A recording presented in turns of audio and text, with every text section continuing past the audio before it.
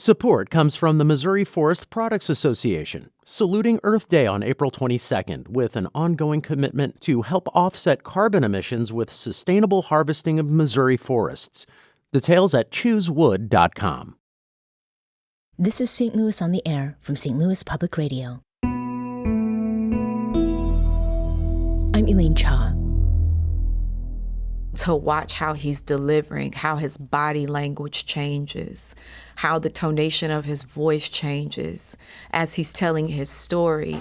If you are still attached to your humanity, then you know that's real, right?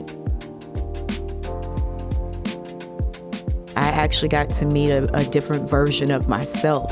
I sort of fit in the beyond category. When I found out that the family would agree to be involved, then I felt more comfortable. On August 9th, 2014, Michael Brown Jr., an unarmed black 18-year-old, was shot and killed by Darren Wilson, a white Ferguson police officer. Brown's death, including how long his body lay in the street, elicited anger, confusion, sorrow, and grief. It ignited a social movement for justice that cast light on long-simmering tensions between police and black communities, with resonance far beyond the St. Louis region. Many activists on the front lines of protests were creatives, and they used their art to document and process what was taking place. Nearly 10 years since Mike Brown's killing and subsequent community response, a new art exhibition called Ferguson and Beyond, Artistic Responses to a Decade of Social Upheaval, 2014 to 2024, presents a selection of that work. Here to discuss the exhibition, we have two artists with work featured in it. Filmmaker William Morris. William, welcome back to the show. Hi, thank you. And we also have Shiraz Gorman, poet, performer, and artist. Welcome to you as well. Thank you. And thank you both for coming in today. Now, William, I'd like to start with you.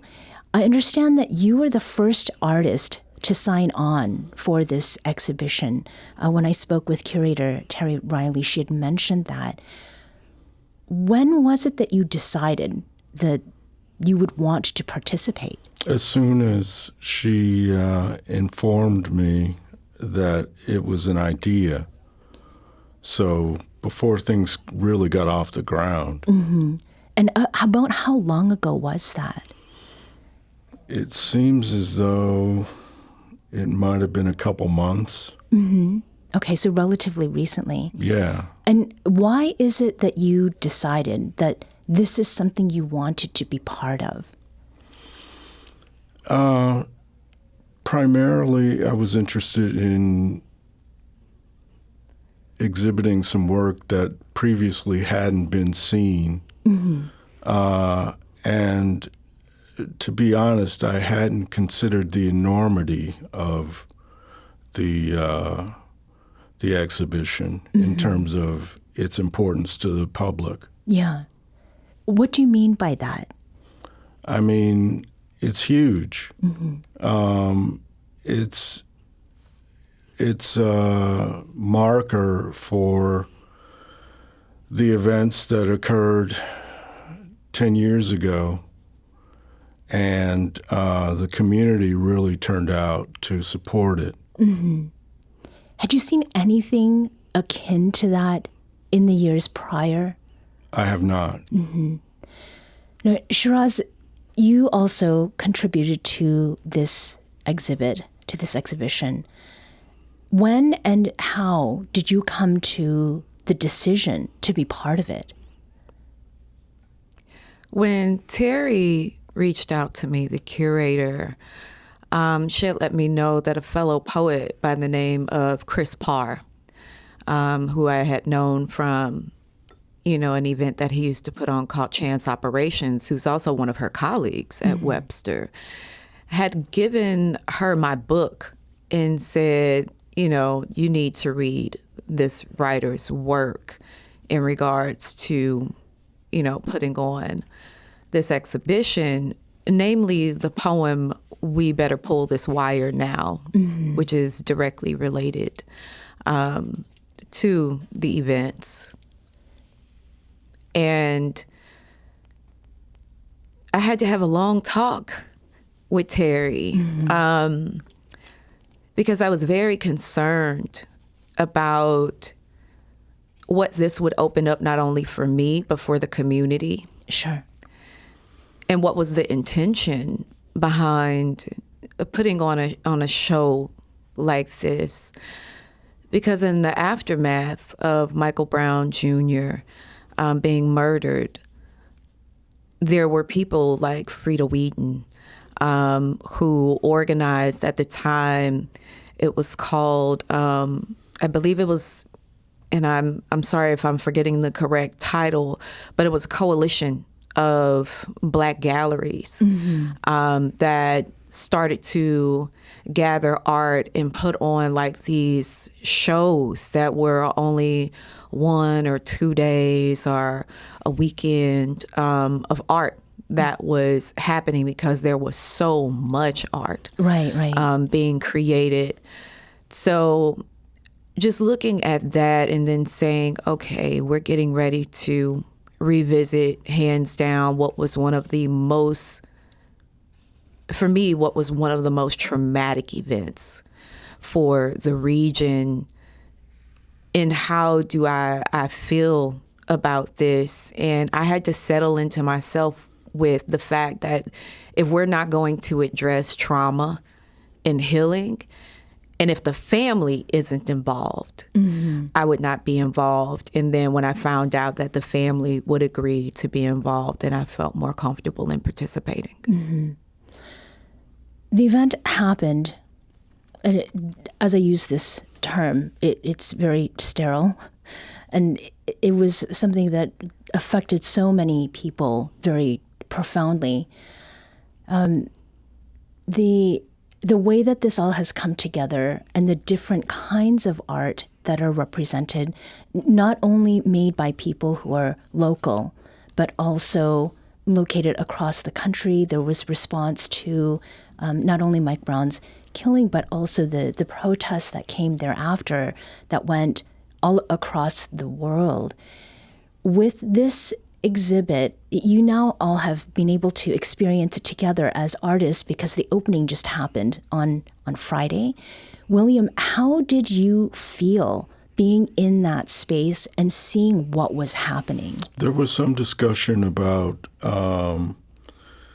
healing and trauma and the import or the seriousness of the show, and it's weighty in that sense when you look at all the work in the same place. There's a great deal of intellectual firepower in there. It's a strong show. It really is. I had an opportunity to experience it yesterday, and that is certainly what I was feeling. To what extent has this exhibit given each of you an opportunity to meet other creatives? William, did you meet people sort of for the first time, or were you aware already of much of the work and the artists who created the work that is part of this? As co-curator, there were a couple people that I suggested be included. I had known them for a while. Ron Young is one of them. Yes. There were other people whose work I was not as familiar with who were included by the other curator, or sort of just, I wasn't aware that this was happening until the show was actually put together. But they all complement each other, I think. And the other person that you brought in, you mentioned Ron Young, and he has a sculptural piece. Who's the other individual that you brought into the fold?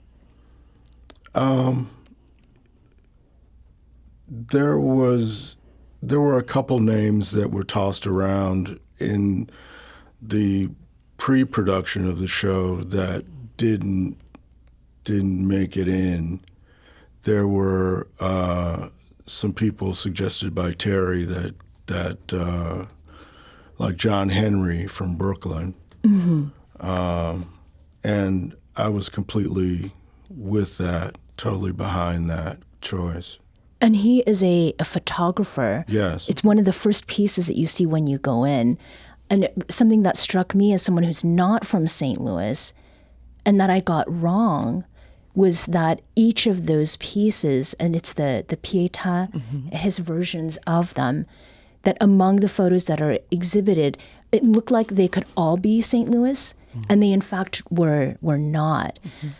What is it about the mix of different media in this exhibit, Shiraz, that speaks to some of what you were talking about as far as the effect and also the trauma and healing elements that you wanted to be sure were part of this if you were going to be a participant in it? For me, it was the diversity of voices. And it was even interesting for me to participate in this as a visual artist, because the question of who did you get to meet that you didn't know, I actually got to meet a different version of myself. I would say a version of myself that I kind of set to the side for a very long time, which is the visual artist part of me. And in creating that particular piece titled Salt in the Wound, I wasn't sure, honestly, how it was going to fit with the rest of the art, because initially a lot of things were kind of photography heavy. And when I was initially approached, they wanted to take my poem, We Better Pull This Wire Now, and turn it into a piece of wall art, right? So seeing my piece in the same room, it's like, wow, this makes a lot of sense for how a lot of us were processing the energy of not only what was happening in St. Louis, but what was happening in Oakland, in New York, in Detroit, and in Chicago. So I feel like the exhibition, when you walk in, I think one of the most important walls is all of the images from the Missouri History Museum to really see how this impacted the region. And as you follow the journey in to see John Henry's work, I think for me, that's the gut punch, one of the gut punches, right? Because it takes it from this very wide communal experience to now we're going to narrow down what it is like potentially for a Black mother. And for those of us who remember in the wake of Michael Brown Jr. being murdered, seeing his mother,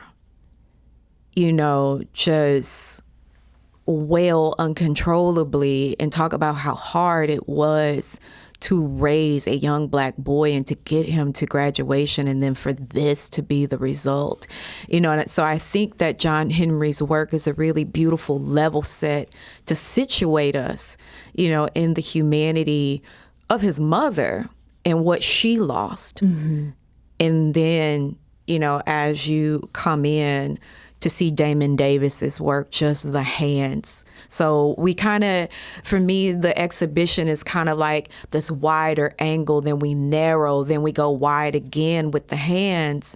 And then when you look at Yvonne Osei's work, just the very specific nature of what it means to be a Black woman carrying a child in this video installation she has. Right. So to really see the different ways how people have interpreted and how it continues to impact their lives to this day is very interesting. Right. And Yvonne Osei is dressed in the graduation gown that is worn in a portrait of Mike Brown that has been widely distributed.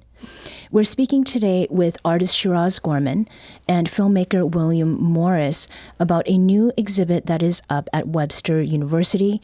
It is called Ferguson and Beyond, and it focuses on artistic responses to social upheaval that have happened between 2014 and the present day. Something that art history professor Terry F. Riley, who's one of the curators of the exhibition, alongside artist curators Lillian Gardner and William Morris, seated with us here now, Terry Riley says that the work included in Ferguson and Beyond highlights art's power to spur action on the individual and collective level. She says that the collective action is meant to spur mobilization of larger groups of people. Collectively, you act first, more people mobilize, then real change can happen. And so, quote, if we look at this art from that perspective, it's the art and artists that are really asking people to act. Now, as far as what you hope community members take away from this exhibition, William, your video piece, I sat and watched it a couple of times.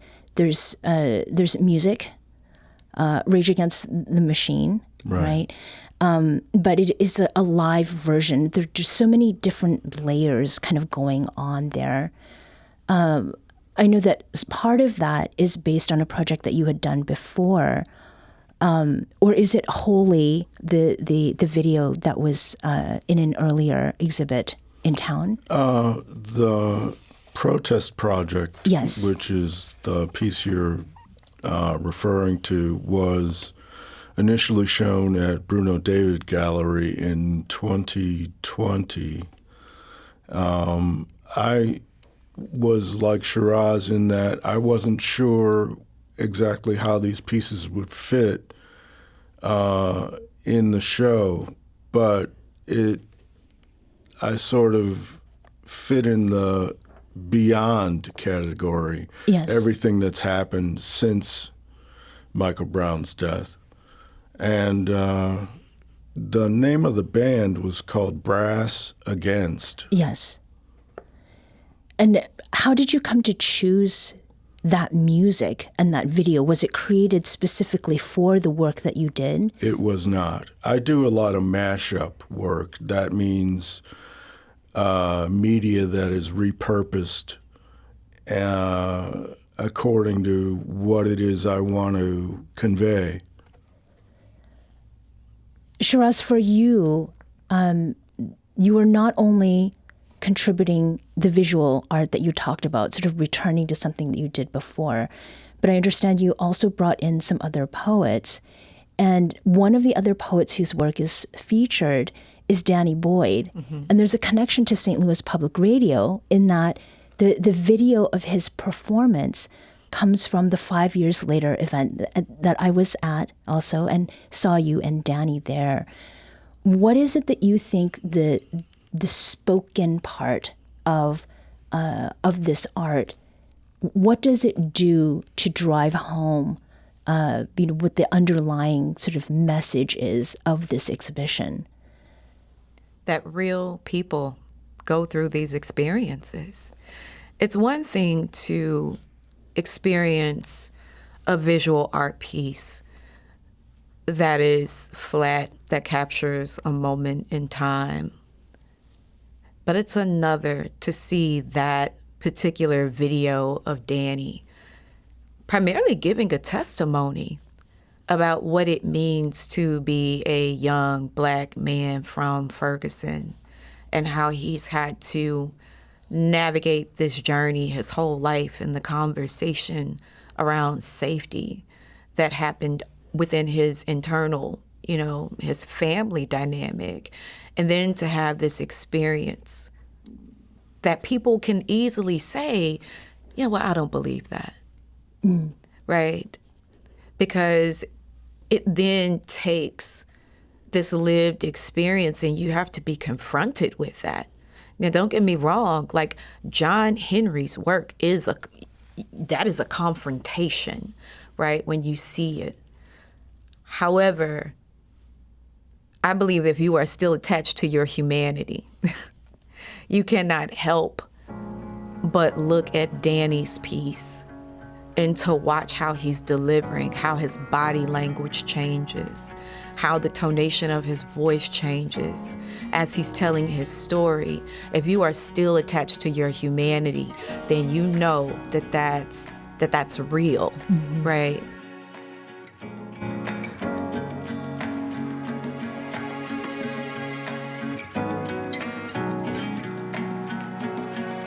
Shiraz and William, thank you so much for joining us today. Thank you. Thank you.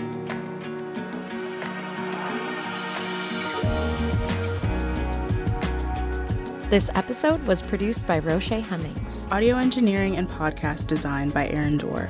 Our executive producer is Alex Hoyer. St. Louis on the Air is a production of St. Louis Public Radio.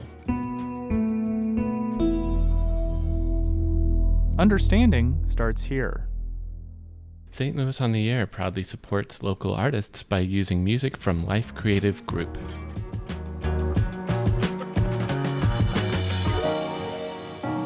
Do you find yourself regularly listening to episodes of St. Louis on the Air?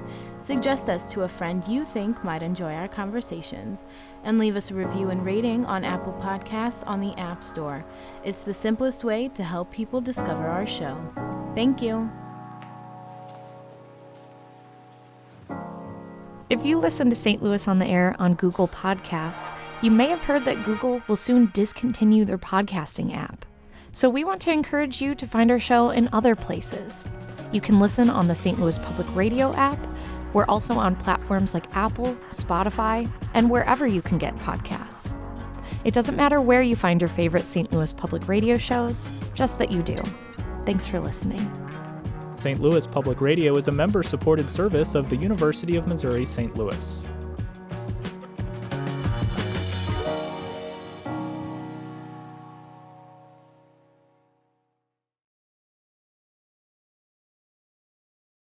Support comes from the Missouri Forest Products Association, saluting Earth Day on April 22nd with an ongoing commitment to help offset carbon emissions with sustainable harvesting of Missouri forests. Details at choosewood.com.